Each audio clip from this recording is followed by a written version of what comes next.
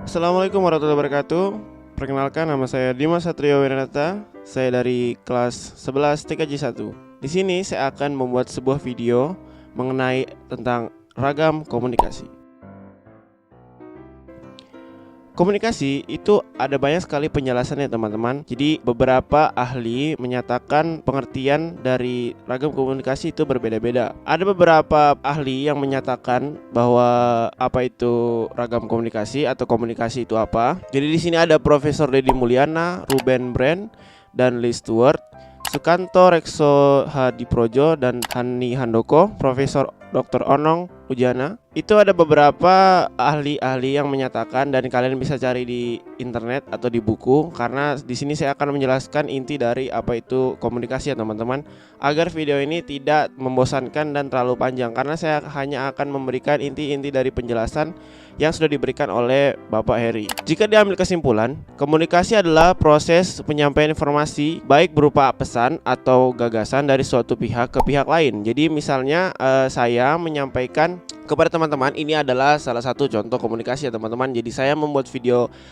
pembahasan seperti ini, saya menyampaikan pesan kepada teman-teman dan teman-teman menerima. Jadi itu adalah salah satu contoh dari komunikasi ya teman-teman. Jadi jika diuraikan, komunikasi itu adanya kirim dan menerima informasi. Jadi seperti saya saat ini, saya mengirim atau memberi informasi dan penonton menerima informasi yang saya berikan. Selanjutnya ada dua atau lebih, yaitu pelaku, saya sebagai pengirim dan teman-teman sebagai penerima. Dan mungkin kalian atau teman-teman yang menonton ini ada lebih dari satu orang ya teman-teman. Jadi saya memberikan lebih daripada satu orang. Selanjutnya ada kode atau bahasa, yaitu adalah jika orang berkomunikasi tidak mengerti apa yang dibicarakan, maksudnya harus ada perantara seperti kode atau bahasa ya teman-teman. Jadi di sini saya menggunakan bahasa Indonesia dan saya menyampaikannya menggunakan bahasa Indonesia juga. Jadi maksudnya di sini adalah perantaranya teman-teman. Jadi bisa menggunakan kode bahasa verbal, non verbal,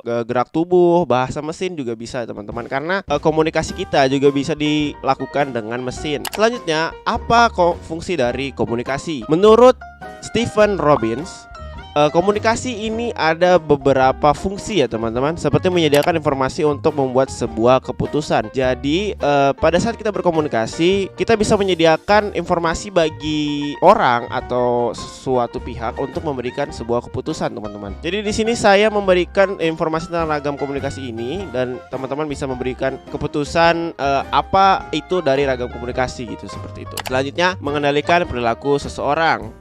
Sebagai motivasi, saya berkomunikasi bisa memotivasi teman-teman untuk bisa mengetahui apa itu ragam komunikasi.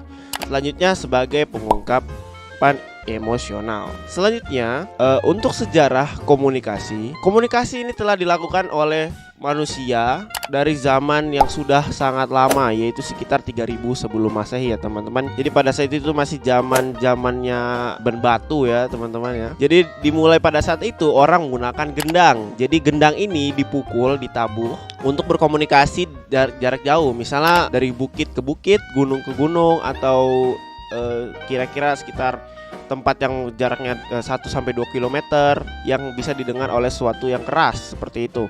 Jadi misalnya gendang sekali, pukulan sekali untuk menandakan waktu apa seperti itu, lalu gendang 2 kali menandakan apa seperti itu. Contohnya seperti itu. Selanjutnya ada prasasti ya teman-teman. Prasasti ini di tahun atau di masa 2000 sebelum Masehi. Jadi prasasti ini bisa dibilang sudah maju karena kita menggunakan ukiran-ukiran dan simbol-simbol di batu atau di kayu. Jadi untuk berkomunikasi ini lebih terbentuk atau lebih jelas komunikasinya untuk menjelaskan apa yang kita maksud ya teman-teman. Jadi misalnya ada orang dia menggunakan atau membuat sebuah prasasti lalu disampaikan ke orang lain pada saat itu, di situ dia bisa melihat atau melihat gambaran dari hal yang disampaikan di dalam prasasti tersebut. Selanjutnya adalah asap. Asap digunakan pada tahun atau zaman 200 sebelum Masehi ya teman-teman. Jadi pada saat itu, pada zaman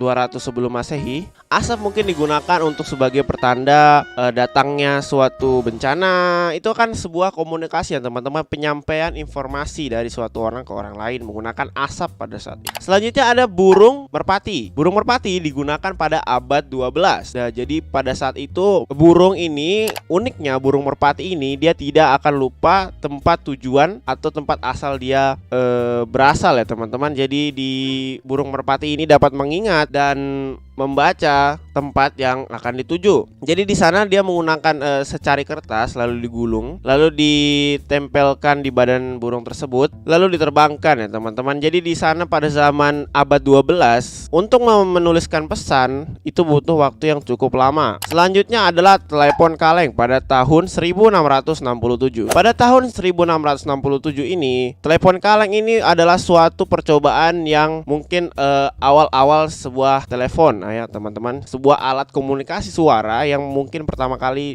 diinovasikan ya pada tahun 1667. Selanjutnya adalah telegram. Telegram pada tahun 1844. Jadi telegram digunakan untuk berkomunikasi menggunakan kode-kode ya teman-teman. Selanjutnya adalah radio pada tahun 1901 dan di sini sudah masuk ke abad 20 ya teman-teman. Jadi pada abad 20 ini manusia sudah menciptakan radio yang lebih proper dibandingkan telegram. Radio ini lebih efisien karena dapat menerima suara ya teman-teman. Dan ini sifatnya hanya satu arah. Selanjutnya adalah televisi. Televisi di sini dulu pada tahun 1930 awal televisi dibuat. Jadi itu menampilkan visual, komunikasi yang sudah berbasis visual tapi belum menggunakan audio. Jadi masih menggunakan visual. Mungkin pada tahun-tahun selanjutnya TV sudah menggunakan atau televisi sudah menggunakan audio. Selanjutnya ada telepon. Telepon pada 1950, tahun 1950, dan di sini ini lebih profesional lagi atau lebih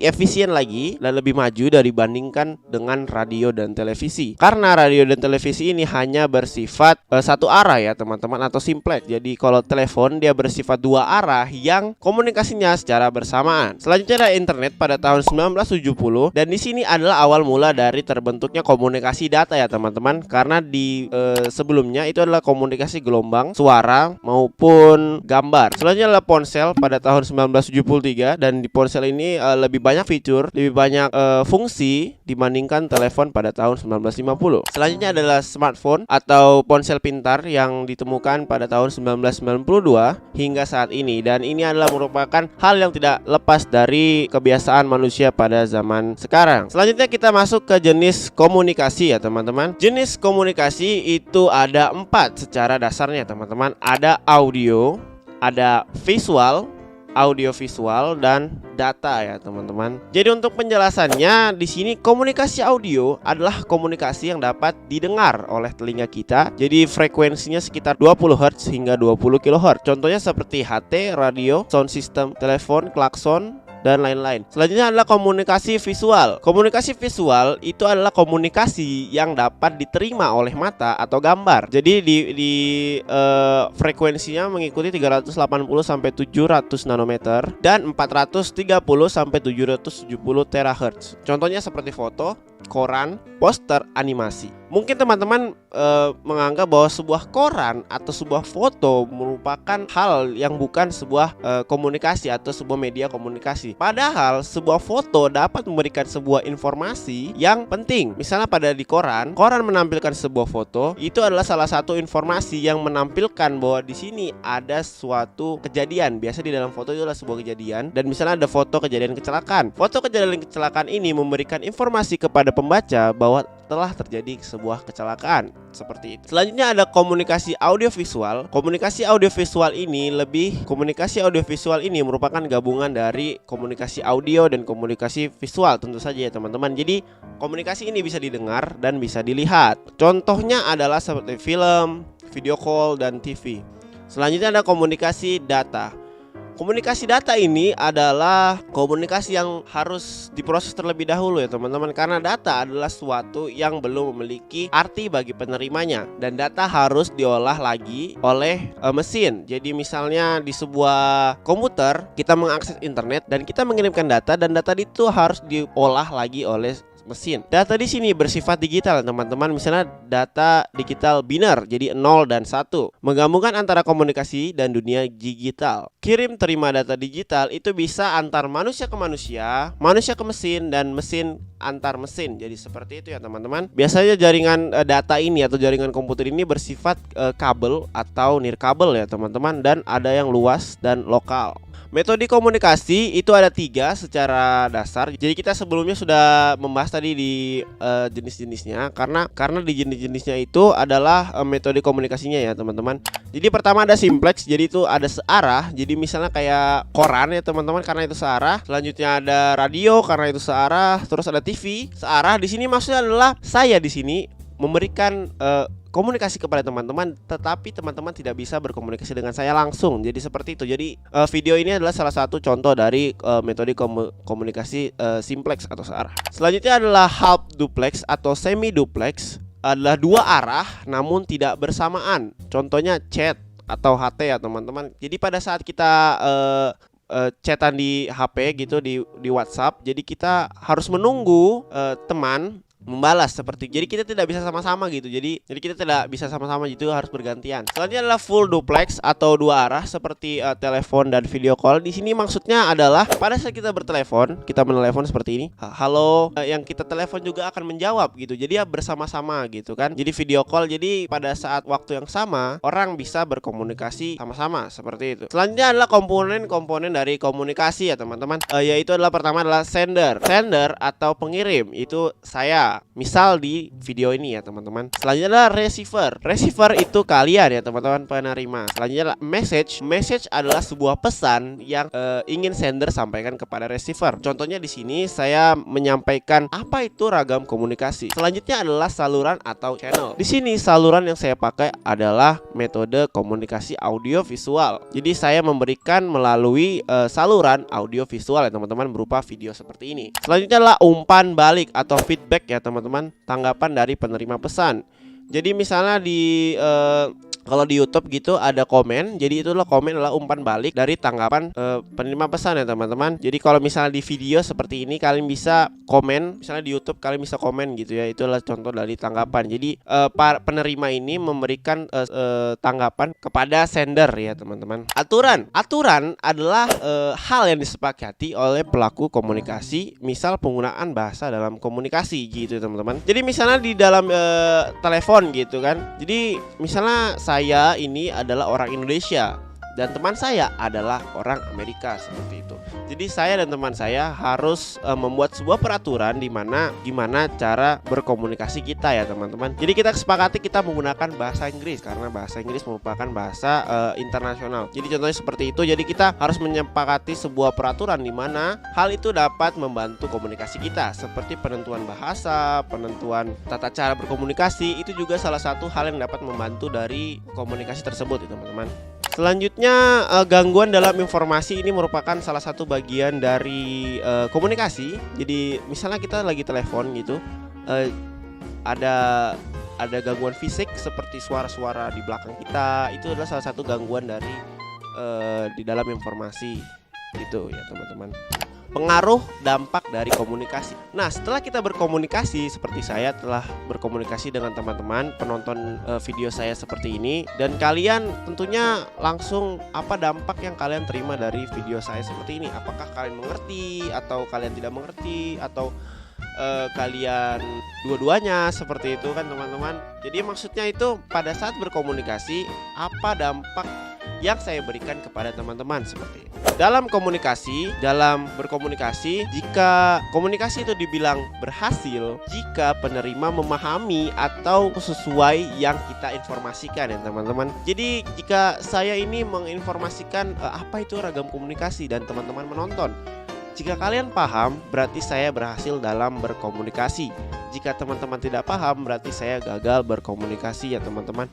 Di sini saya menjelaskan inti-inti dari penjelasan dari Bapak Heri karena untuk memberikan sebuah pemahaman yang lebih mudah kepada teman-teman. Itu adalah salah satu unsur dari komponen komunikasi. Jadi mungkin itu saja teman-teman, saya membuat video tentang ragam komunikasi secara singkat, padat dan jelas karena untuk mempermudah teman-teman memahami apa itu ragam komunikasi. Dan terima kasih kepada Bapak Heri yang telah memberikan tugas ini kepada saya untuk membuat sebuah video ragam komunikasi ya teman-teman. Jadi terima kasih, selamat pagi dan wassalamualaikum warahmatullahi wabarakatuh.